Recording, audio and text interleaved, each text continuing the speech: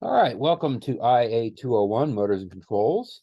Today we are talking about reversing motors. You can't see the page number clearly, but we are on page 323 in the book, looking at chapter 15.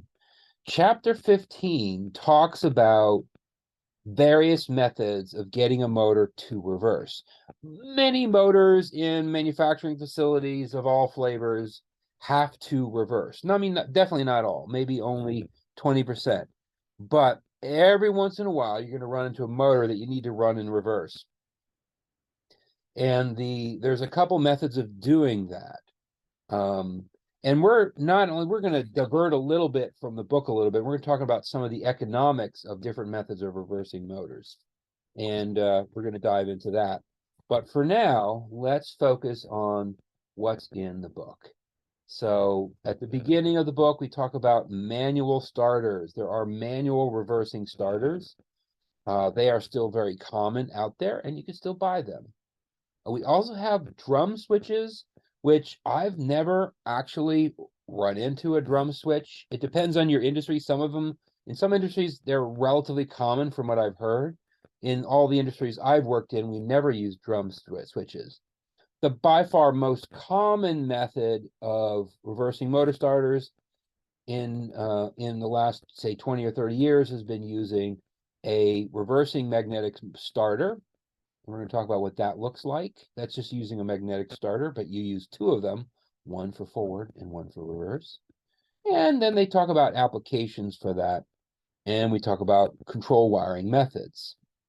And then a little bit at the back end, talking about troubleshooting. In my opinion, troubleshooting is probably the place where this book shines, and is probably the single biggest reason why we keep this book as our teaching book.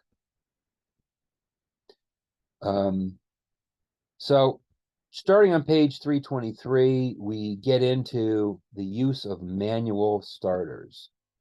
And we talk about what that looks like. And I think the best illustration is they show you a picture of a typical reversing starter where you've got two sets of start and stop buttons, one for forward and one for reverse. They also talk about something called interlocks, where it doesn't let you run one starter until the other starter is started and stopped. And they're mechanical interlocks. So if you look on the bottom of page 323, they talk about physically, mechanically interlock. So anytime I see this dotted line in an electrical diagram, that dotted line means that that is a physical or mechanical connection, so that I cannot start this, reverse unless I've stopped this forward. All right, it just won't let me do that. It'll physically, mechanically have some sort of lever in there to keep that from occurring. So anytime I see that dotted line, so this is really showing you how mechanically I can keep these from starting. But there's a couple other key facts as well. Number one, let's look at my legs in. In this diagram, I'm showing leg one, leg two, leg three going into your forward direction. But then if I look at my wiring on my reverse direction, I flipped L3 and L1. See, I see L3, L2, L1. So I flipped my L1 and L3 power going into that reverse connection. In the little diagram up here on the top of page 324, you will see that L2 has got a jumper that goes between the second terminal and the second to last terminal. However,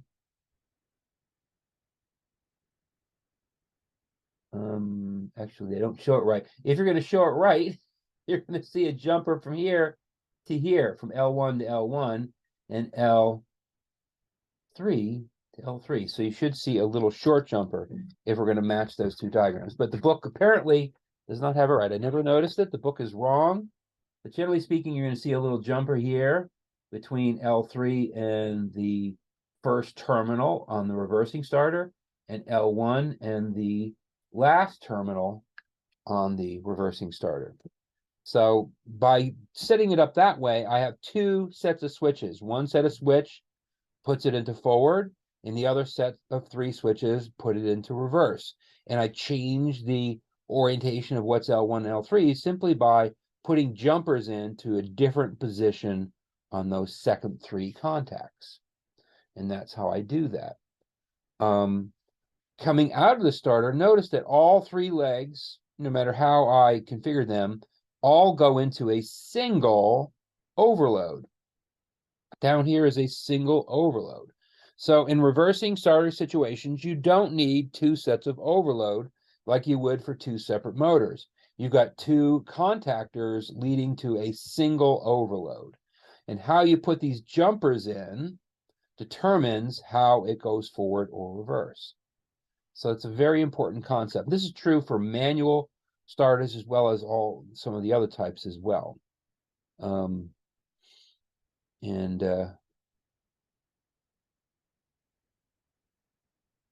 This is another kind of wiring approach, different than what they show here, where you might have L1, L2, and L3 going in to all the same terminals on the top, but coming out the bottom, they've flipped, right? L2 goes to T2, but on the right, on the reverse side, you'll see L1 goes to T3, and L3 goes to T1. So they flipped it coming out the bottom.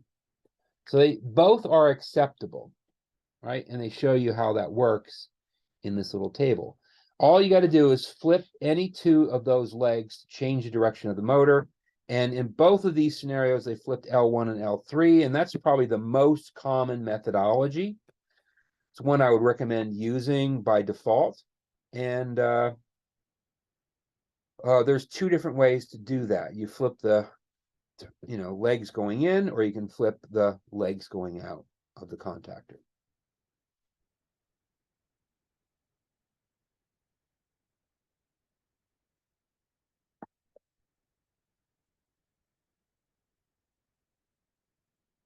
So the text really pretty much goes through various methods on doing that. It talks a little bit about reversing single phase motors, how you can do that for motors with the right kind of windings. So there's the diagram for that. And this confused me originally. For me, if I'm running capacitor start, single phase motor, I just have a black and a white wire. I don't have, 4 terminals I can hook up to. But when you're talking about the series wound wires or otherwise, you can actually set up the starting winding to run one way or another. So you can use a 3 contact contactor to connect to your starting winding differently depending on which direction you want to run that motor. It just needs to get started in a different direction. So here they talk about how you would hook that up. I've never run into one of these in the industry before, but I'm sure they're out there. It's useful to know about.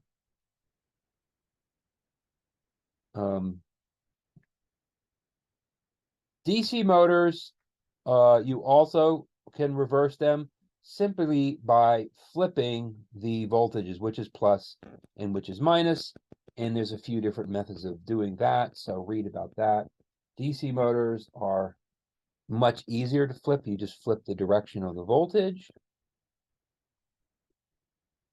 And so all these diagrams talk about reversing various kinds of single phase motors, shunt versus series, that sort of thing. And here they show you a configuration for a DC motor, DC compound motor. The most common in our world is the DC permanent magnet motor, and that's the one where all you do is flip the direction of your plus and minus. This is the typical one. I'll highlight this one. This is the one you probably need to know about most. Frankly, though, DC motors are becoming less common. I think I already went through that whole spiel.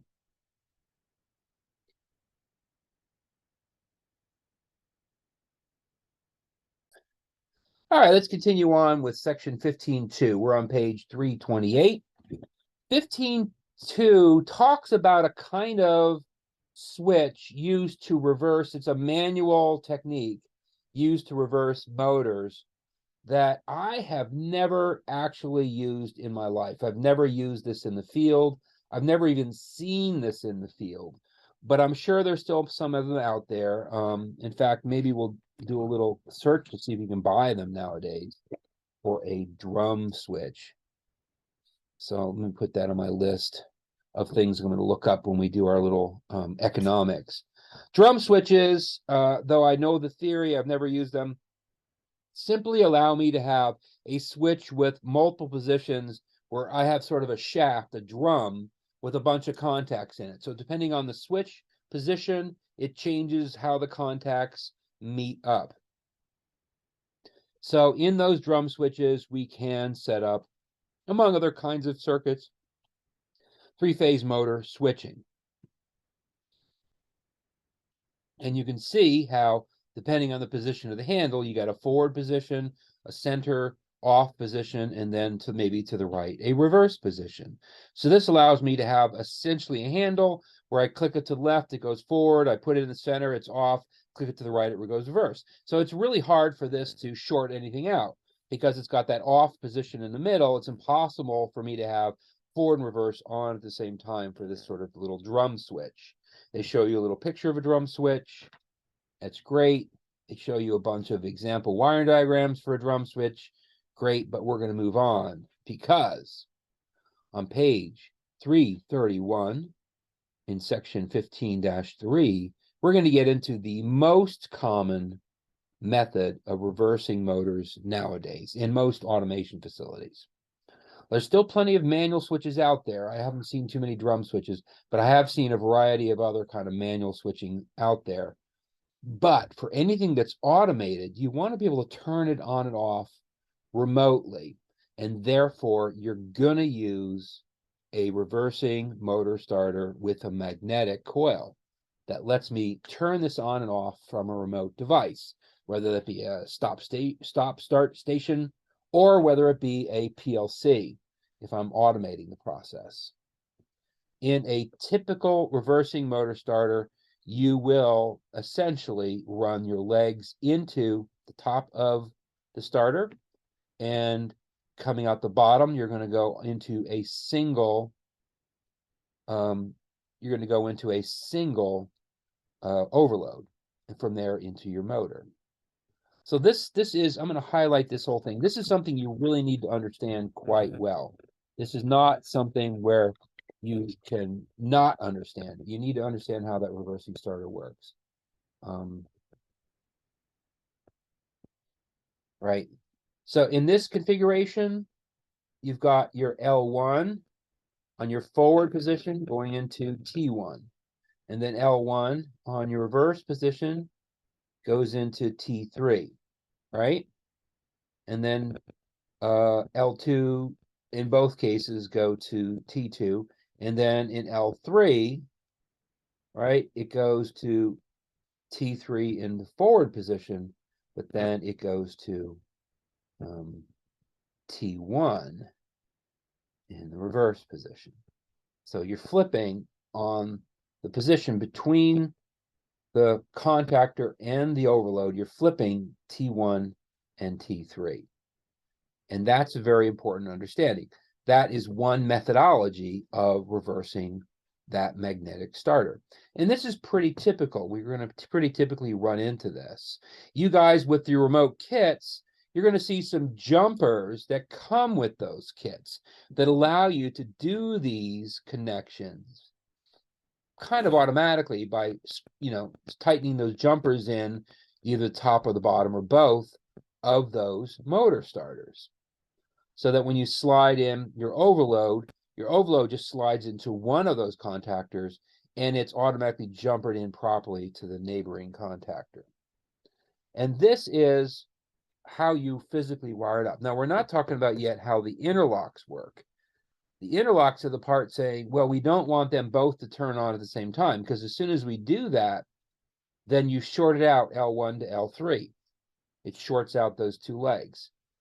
So you don't want that. You've got to keep these two contactors from being turned on at the same time. And there's a couple ways of doing that. And number one, this is very important, you're going to have mechanical interlocking. In our labs, we are going to have motor starters with mechanical interlocks.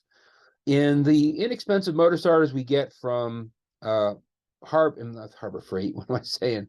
From Automation Direct, have little bars, like these bars that snap across the faceplate of the two contactors that physically disallow both contactors from being turned on at the same time. And so that's a very important factor. Physically keep that. And whenever I see this little dotted line, I will see a mechanical interlock. And I like mechanical interlocks. I like them. A lot of people break them because they try to force one to go on when the other one's on, or they do something like that. But I like mechanical interlocks. They really give you a safety feature that makes it hard to short out your primary power legs on a motor. And that basically is some sort of lever that keeps one contact from turning on when the other one is turned on if they're right next to each other. So we're going to talk about how that works in the lab. And I think for you guys doing the remote labs, I do describe that in some detail in the lab documents. I think some of you aren't reading the lab documents. So I would urge you highly to read through the lab documents in that section before you try this and learn about how these interlocks are really supposed to work. And in physical lab, we're going to obviously spend some time looking at it together. So that is the first method. So read about that. Second method is auxiliary contact interlocking. Because most contactors, most motor starters, are going to have one or two or sometimes more auxiliary contacts. In this little diagram here on page 331, they're showing you a normally open contact and normally closed contact, which the older, crappier contactors do not have an auxiliary normally closed contact, but they do have an extra contact used for sealing in this contactor, normally open. And the methodology which they show here is you can use the normally closed contact associated with each one of these to basically keep that coil from ever firing. So if I have the normally closed contact put into series with my, my reverse motor starter normally closed contact put into series with my forward motor starter coil, right? That will keep that coil from ever being turned on if my reverse motor starter is turned on. And the same thing for my reverse motor starter coil. I've got my forward motor starter auxiliary contact. Now, the book kind of confuses it a little bit by also showing you a mechanical interlock. But no, the purpose of this drawing is to talk about these contacts right here. By putting those in series, it basically keeps you from firing that contactor if the neighboring contactor running that motor the other direction is on. So that's how that works. We also do something called push button interlocking, which is, in my opinion, less common. This is much more common.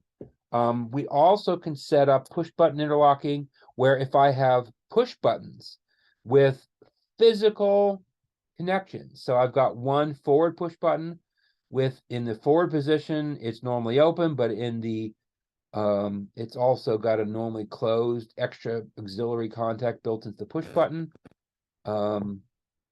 I would have the ability to use push buttons the way I wire them up, saying that if that forward is turned on, then that reverse can never be turned on because I've opened up that normally closed contact in series. So anytime I see a dotted line like this, I know I've got physical mechanical connections happening there. And just for additional confusion, the book also shows you that you can have in that same circuit an aux contact interlock and a mechanical interlock. But they're really talking about the push button interlock, which can be used alone, by the way. You don't necessarily have to have these other ones if you've got that. But you do need some sort of interlock. It's a very important feature to keep that motor starter number 1 from being turned on the same time as you turn on motor starter number 2.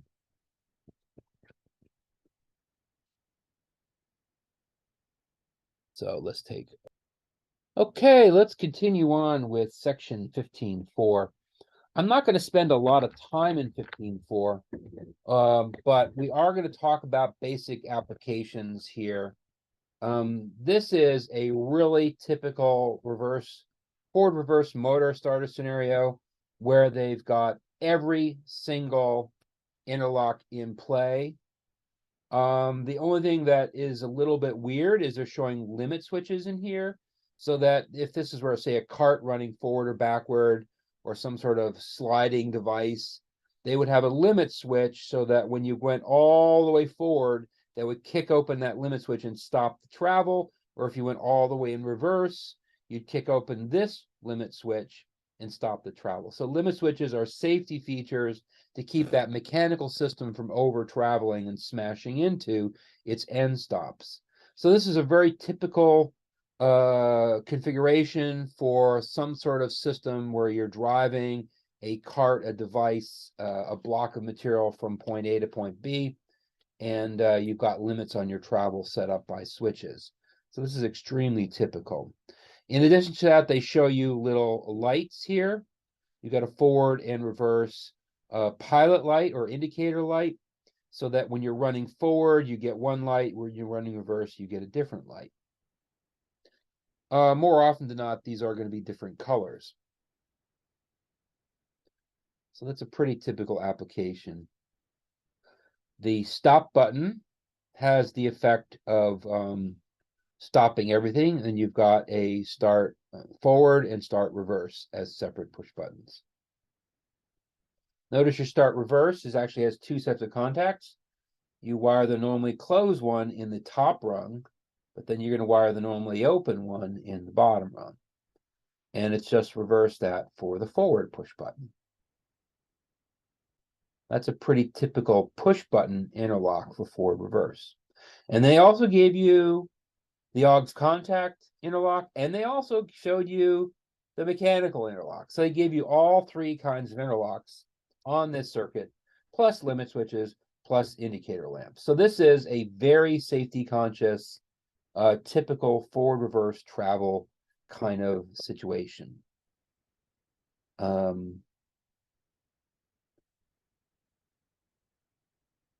Another possibility is you can have a limit switch which controls the reverse.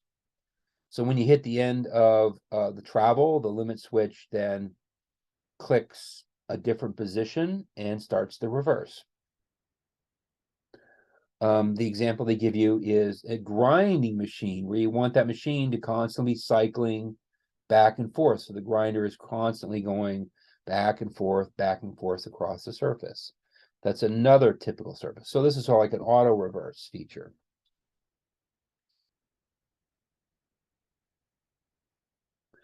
And I'm not sure why we have this, because this, I think, is almost the same as this. I guess they are doing this as slightly different because they call this instead of a... Anyway, I think these are the same, and I can't really tell the difference. So I'm not going to highlight that one. We also, this is a key thing, have the ability to use a selector switch to determine the direction of travel. So I could use a selector switch, which might have 2 contacts in it, or even just one that's either open or closed. The selector switch then is right here. So when it's in reverse, basically, it turns on the reverse solenoid. When it flipped up to the forward direction, it turns on the forward solenoid.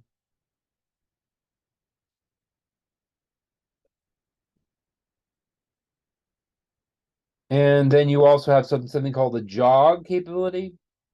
In jog capability, all that's meaning there is when you press the start button or the forward reverse button, it runs in that direction if it's in jog. If you release it, it stops. That's in jog mode. In the run mode, it latches in. So if I press it, it starts running and stays running until I hit the stop button. So jog just means it moves forward as I'm pressing the button. That's a very important feature for robotic control systems, where you want to be able to bump the robot or the machine conveyor or whatever forward. So these are all really typical applications. It's important that you understand how they work, basically where these switches work and how they control it. Very typical applications for three-phase magnetic starter. These are just control circuits, so it doesn't care what kind of starter it is. But they're very typical for three-phase motor controls. Once we get into page 337, we're now on section 15.5. It talks about wiring control methods, and it shows you a lot of methods of doing it. Direct hard wiring is it takes you through how the wires go from point A to point B. So you see the generic ladder diagram. This doesn't tell you where any of those parts are. It just shows you the relationship between those parts from an electrical standpoint. But then we see a physical layout diagram. So you see you've got an industrial door, you got the motor up here, you got your control enclosure. Next to your control enclosure is your push button station. So you see physically how things would be wired up, and they show you down here this physical circuit wiring diagram with where you're broken out where that component is. And notice how different this physical, what they call the circuit wiring diagram, is from your ladder diagram, right? Your ladder diagram lays out the relationship between devices. It makes it very clear that the stop button cuts off the power to the entire rung, right? Your start button or forward button starts the energy to the forward coil. I mean, it's easy to follow the flow of the energy on the ladder diagram, but down here, this is more useful for wiring up the circuit, because you see that you got a start stop push button station. You're going to run wires from there, to here, to here, to here. You can see how the physical wiring is going to be laid out. Some people have trouble going from here to here. And it's true that some manufacturers provide you both diagrams. They'll give you a kind of a ladder diagram, plus they'll give you a layout diagram or circuit diagram showing the layout of the different components. So that's also very useful. And the book takes you through several examples of all three for typical motor control applications. And I'm not going to go through all three, but you can see how if you have, your stop start push button station, how you could wire it up. They give you a terminal strip. This is a common scenario. If you're leaving one enclosure and going to a separate enclosure, a lot of times you'll terminate all your wires in a terminal strip.